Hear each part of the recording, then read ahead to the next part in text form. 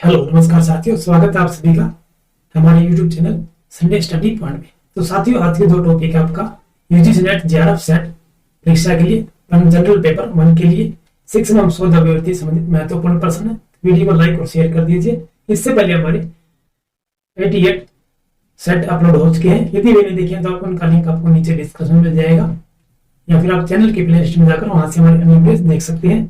तो चलिए साथियों, आज के हमारे पहले प्रश्न में चलते हैं।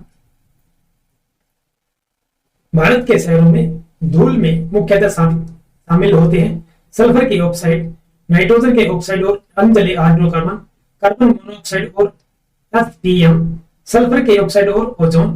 इसमें राइट आंसर क्या हो जाएगा? भारत के शहरों में धूल में मुख्यतः शामिल होते हैं, ये क्या शामिल होते हैं?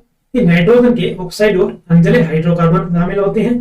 चलिए अगला प्रश्न हमारा, निम्नलिखित में से किस प्रकार के प्राकृतिक खतरों से मनुष्य को नुकसान पहुंचने की सबसे अधिक संभावना होती है? भूकंप, जंगल में आग, ज्वालामुखी उद्भेदन, अकाल या बाढ़। इसका राइट आंसर क्या हो जाएगा? प्राकृतिक खतरों से मनुष्य को नुकसान पहुंचने की सबसे अधिक संभावना कौन सी में होगी? यदि भूकंप आएगा बच जाएंगे, जंगल में आग लगेगी कोई नुकसान नहीं होगा, ज्वालामुखी उद्भेदन होगा पहाड़ों में होता है, अकाल और बाढ़, ये इनसे दोनों से हमारे सबसे अधिक नुकसान होगा मनुष्य को। इसमें राइट आंसर हमारा ऑप्शन नंबर डी हो जाएगा। चलिए अगला प्रश्न चलते हैं। भारत में विद्युत उत्पादन में नवीकरणीय ऊर्जा स्रोतों का प्रतिशत भाग कितना है? 2 से 3%, 22 से 25%, 10 से 12% या 0.1%। इसमें राइट आंसर हमारा ऑप्शन नंबर बी हो जाए। 22 से लेकर 25% का भाग है ये भारत में विद्युत उत्पादन में। चलिए अगला प्रश्न चलते हैं। वर्ष 2010-11 में उच्च शिक्षा में निम्न में से किस श्रेणी के विद्यार्थियों का नामांकन निर्धारित आरक्षित श्रेणी के प्रतिशत से अधिक था? अन्य पिछड़ा वर्ग के विद्यार्थी, अनुसूचित जाति के विद्यार्थी, अनुसूचित जनजाति के विद्यार्थी या महिला विद्यार्थी। इसका राइट आंसर हमारा ऑप्शन नंबर ए हो जाएगा, अन्य पिछड़ा वर्ग के विद्यार्थियों का था ये। चलिए अगला प्रश्न चलते हैं। आम व्यक्तियों की त्रासदी, आम व्यक्तियों की त्रासदी जो है एक कहावत निम्न में से किसके संदर्भ में है? जहरीली गैस फैलने के कारण हुए नुकसान से संबंधित दुखद घटना, गरीब लोगों की दुखद स्थिति, नवीकरणीय निःशुल्क उपलब्ध संसाधनों का क्षय, जलवायु परिवर्तन। इसका राइट आंसर क्या हो जाएगा?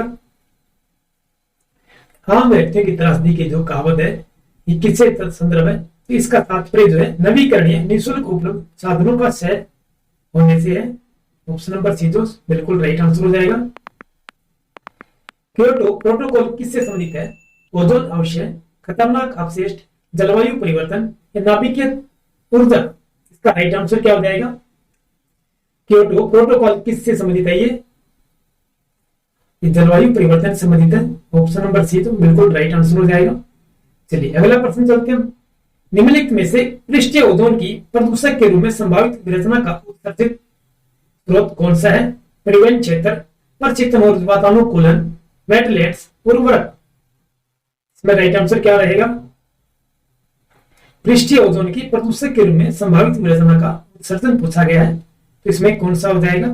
ये प्रशीतन और वातानुकूलन हो जाएगा हमारा ऑप्शन नंबर बी जो बिल्कुल राइट आंसर रहेगा। चलिए अगला प्रश्न हमारा, विश्वविद्यालय अनुदान आयोग के संबंध में निम्नलिखित में से कौन सा कथन, एक कथन जो है सत्य नहीं है, ये नहीं पूछा गया है। उसे 1956 में संसद के एक अधिनियम द्वारा स्थापित किया गया था, ये सत्य है हमारा। उसे उच्च शिक्षा की उन्नति और समन्वय का कार्य सौंपा गया, बिल्कुल सही है। इसी के अंदर सरकार से योजनागत और गैर योजनागत निधियां प्राप्त होती हैं, ये भी सही है। कि राज्य विश्वविद्यालयों के लिए इसे राज्य सरकारों से निधियां प्राप्त होती हैं, ऐसा बिल्कुल नहीं है। तो ऑप्शन नंबर डी जो हमारा सही आंसर हो जाएगा, ये कथन असत्य है। निम्नलिखित कथन पर विचार करें जिसके संबंध में 2 तर्क फर्स्ट और सेकंड दिए गए हैं। कथन है, क्या भारत को द्विदल पद्धति अपना लेनी चाहिए? हाँ, इससे सरकार में स्थिरता आएगी। नहीं, इससे मतदाताओं की पसंद सीमित हो जाएगी। ये केवल तर्क 1, केवल 2, दोनों तर्क प्रबल है, या दोनों में से कोई तर्क प्रबल नहीं है। इसका राइट आंसर हमारा ऑप्शन नंबर सी हो जाए, दोनों तर्क जो है प्रबल है हमारे लिए। चलिए अगला प्रश्न चलते हैं। निम्नलिखित कथन दिए गए हैं, ये फिर वही क्वेश्चन वैसा ही। क्या आपराधिक पृष्ठभूमि के व्यक्तियों का चुनाव में भाग लेने पर प्रतिबंध लगना चाहिए? हाँ, यह राजनीति के प्राधिकरण को रोकेगा। नहीं इससे शासित दल को अपने राजनीतिक विरोधियों के विरुद्ध तुच्छ मामले में फाइल करने में प्रोत्साहन मिलेगा। नीचे कूट भाषा दी गई है, इसमें भी राइट आंसर हमारा ऑप्शन नंबर केवल तर्क एक जो है हमारा प्रबल हो जाएगा, ऑप्शन नंबर ए जो राइट आंसर रहेगा। चलिए अगला प्रश्न हमारा कूट भाषा का लिए, भारत की उच्चतम न्यायालय के न्यायाधीश के संबंध में निम्नलिखित में से कौन से अभिकथन सत्य है? सत्य पूछे गए हैं। उच्चतम न्यायालय के न्यायाधीश की नियुक्ति भारत के राष्ट्रपति द्वारा की जाती है। वह राष्ट्रपति के प्रसाद पर्यंत पद धारण करता है। किसी भी जांच के लंबित रहने तक उसे निलंबित किया जा सकता है। उसे दुर्व्यवहार सिद्ध होने या अक्षमता के कारण हटाया जा सकता है। ये कोड देगा 1 2 3 1 3 4 1 3 या 1 4। इसमें राइट आंसर हमारा ऑप्शन नंबर डी हो जाए, 1 और 4 हो जाएंगे हमारे सही आंसर। तो भारत के उच्चतम न्यायालय के न्यायाधीश के संबंध में पूछे गए क्वेश्चन है।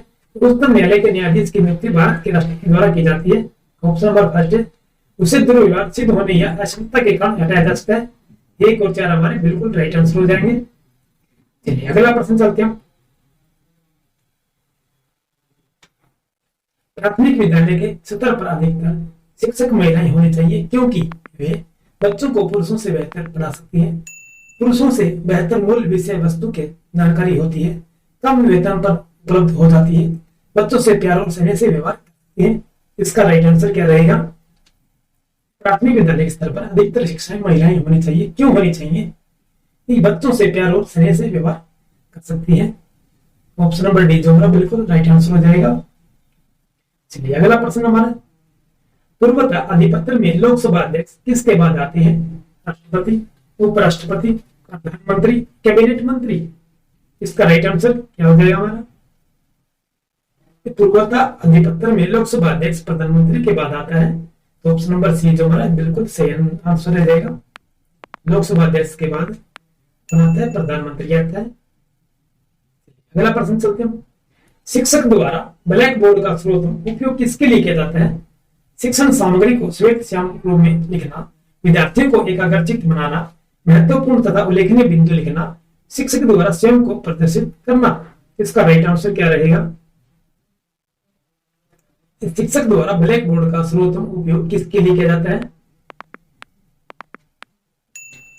महत्वपूर्ण और उल्लेखनीय बिंदु लिखना। ऑप्शन नंबर सी जो हमारा बिल्कुल राइट आंसर है।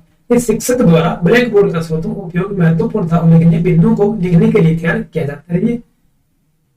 ऑप्शन नंबर सी जो राइट आंसर रहेगा। तो चलिए साथियों, आज के जो हमारी वीडियो है ये समाप्त करते हैं। आज की वीडियो हमारी बिल्कुल शॉर्ट बनी है, कोई दिक्कत नहीं है। चलिए फिर मिलते हैं नेक्स्ट वीडियो में, तब तक के लिए जय हिंद।